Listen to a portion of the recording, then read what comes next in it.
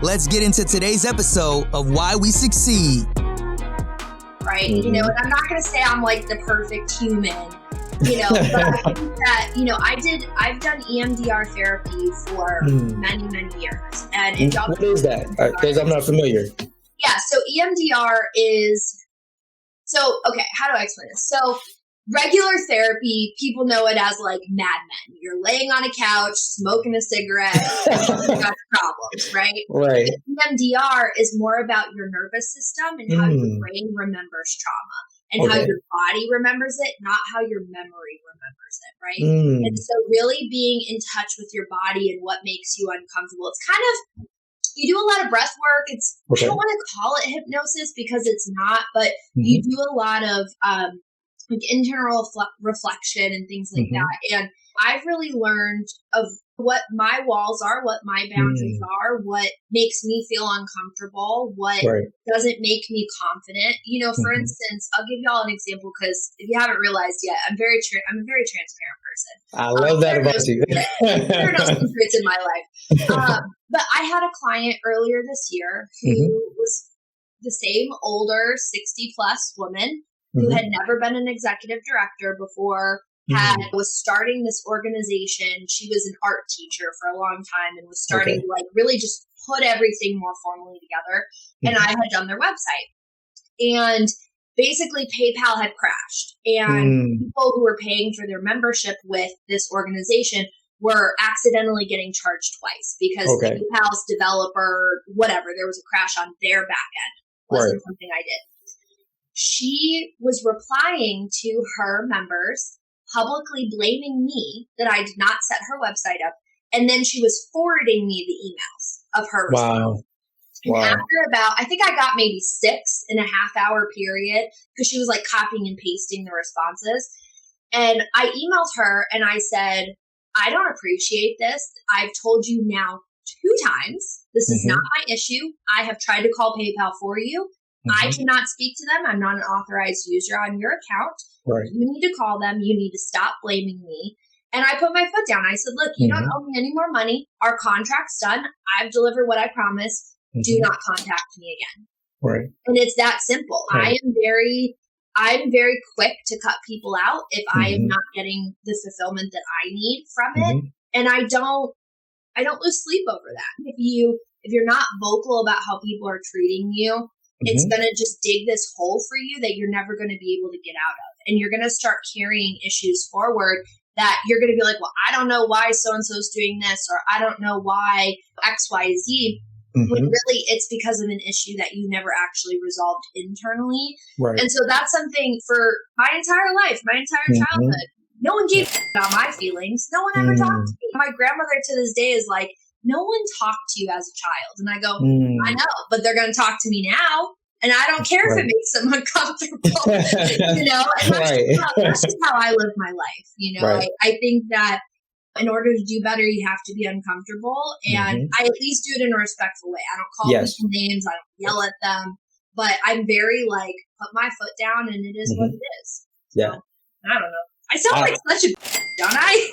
Not to me. I mean, I know some people will definitely try to give you that label, but I think it definitely wouldn't be deserved. I think that there are people of character who know how they live life, how they define the road that they want to walk. And to me, that's what you are. You're a person that has defined the road, the path that you want to walk.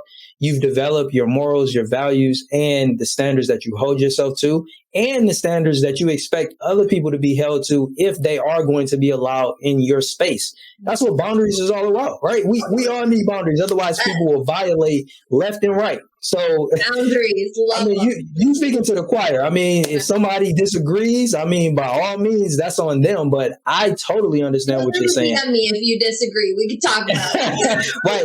Drop a comment, do whatever you need to do, and we can definitely talk about it in a respectful manner, right? There's no disrespect here at all. It's just, hey, what's your why do you view it differently? But from my perspective, Sarah, I rock with you. I think that I approach it the same way.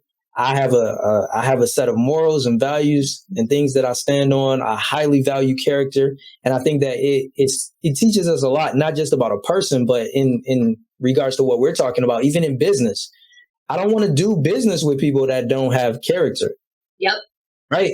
I don't. I know some people do. I don't even want to do business with people who aren't willing to further develop their character. Right. You know Say that again. Yo, that was a golden nugget right there. But who you were at 18 is not who you are at 28, at 30, right. at 48, hopefully not at 58. I hope Let's hope not. Learned by then, but yeah. Climate work is so interesting, and yeah, I know we're kind of getting negative, but it's it's not. It's not negative. It's real. Yeah, but I think there's also so much power and so much good in being around different people that were chosen for you by senior management. I think it's really cool to have the say-so of who you surround yourself with as a freelancer. Because like I said, I learn something new every single day. And it's never a dull moment. Ever. That's real. Never a dull moment. Gotta love that. And I feel like we have a really good sense of your why, or at least I do. I'm curious to know, when you look at the word success, how do you define it? Ooh, that's hard. I really struggle with this. So I think for me, I really lived a life of survive versus thrive up until I would say maybe like a year ago. Where I was finally breaking out of that like feast or famine mentality, right? But for me, that's because I wasn't educated about finances. I wasn't educated about self-sustaining, right? I've been on my own since I was 17. Literally. Wow. I have been on my own since I was 17. Put myself through undergrad. I've bought a couple cars on my own. Like when somebody hears that, they're like, well, that's success, right? But what they don't know is I always had $20 in my bank account. I had maxed out credit cards. Because I thought that I had to have this persona. And that's just how I was raised and how I was taught. So now I look at success as little things, right? So for instance, for those of you only listening, not watching the audio, I'm showing my journal. And I live and die by my journal, right? And I practice this practice called micro-ambition, where you only focus on 3 tasks a day. You only write down 3 things that you need to do, and you do them your absolute best that you possibly can. So for daily, my success is getting that done and getting it done to my best of my ability and really delivering what I've promised. But also success for me at this point now moving forward is like spending an entire day cooking, right? Like every weekend I cook like no one's business. I don't buy processed food. I make my own breads, my own sauces. Yesterday I made 25 jars of chicken stock. I cooked down 2. Wow. I spent the whole day just making stock. And so for me, that's success is when I don't have to answer an email. I can kind of go off grid. And I know that maybe that's like self-care, but for those of you who are starting your business or maybe you've been in it for a little while and you're like on this hamster wheel where you might be working all hours of the day and night, or you're working the weekends and you're trying to break that mold. I recently did that as of like 2 months ago. And I forced myself to start having a free day on like, I work on Saturdays, a couple hours here and there, but like if I have one whole 24-hour period where I don't have to talk to anybody, that is success to me because that means that I'm finding balance as a CEO and as a leader to recharge, to do the things that I love. So yeah, that's success to me. I don't really care about like the salary I bring home as long as my bills are paid and I buy my dog like a monthly box of toys. Like I don't really care. Right. But yeah, I know that's like such a silly answer, but it isn't. It isn't. I think I'm really just trying to find balance now. And so any time that I can get that, that's success.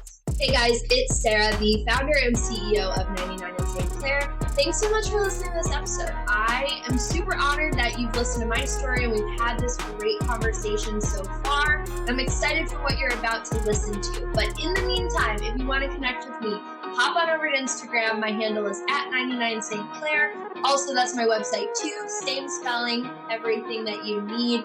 Connect with me via DM, send me an email, and let's chat more about your business.